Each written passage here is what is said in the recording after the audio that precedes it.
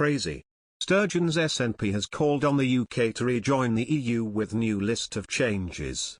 SNP ministers have called for the UK to re-engage with the EU on the trade and cooperation agreement agreed on Christmas Eve in 2020.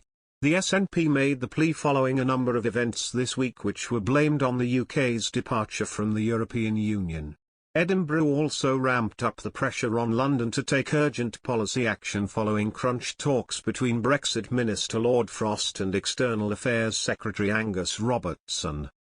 This week, the Road Haulage Association, RHA, warned it faced a shortfall of 100,000 drivers as many drivers returned to EU countries, causing food shortages for a number of items including crisps across key supermarkets.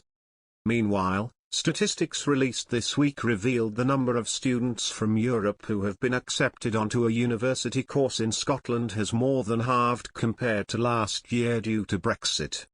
According to UCAS, the percentage of students living in Europe who have applied to study at universities in Scotland has dropped by 56% compared to 2020. New analysis from the House of Commons Library also showed Brexit is costing the whisky industry £5 million per week. UK exports of whiskies to the EU were £105.7 million lower in January to May 2021 than in January to May 2019, figures also showed.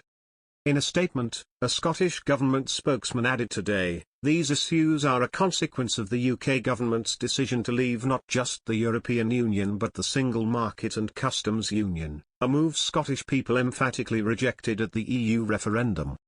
The Scottish Government is using all the levers at its disposal to help exporters overcome these unprecedented challenges and, through its export growth plan, a trading nation, is driving continued internationalisation of businesses in Scotland.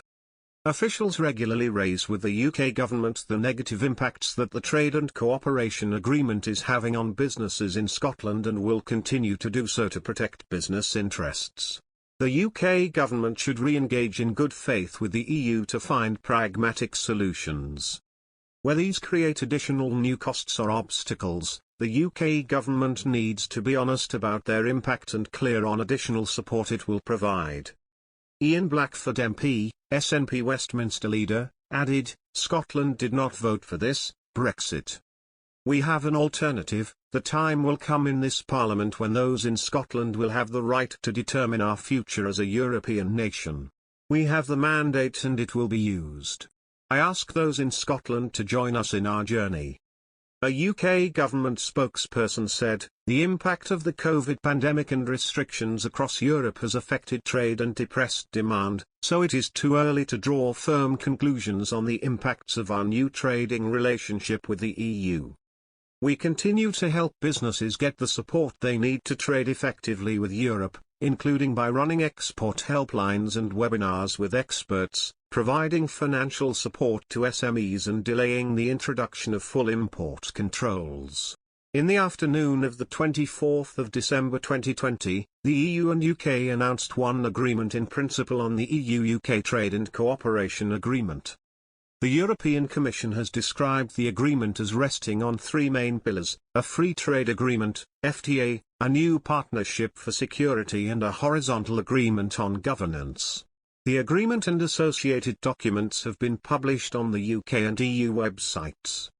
The late resolution of negotiations brings with it institutional challenges. The agreement must still be approved by the Council and by the European Parliament, EP, for the EU, and by the UK Parliament.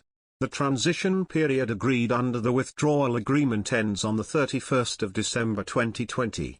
Ratification on the EU side will not be completed by then, but the EU has agreed to the provisional application of the agreement until the 28th of February 2021, so that the EP is given time to scrutinise and give its consent, hopefully, as early as possible in January.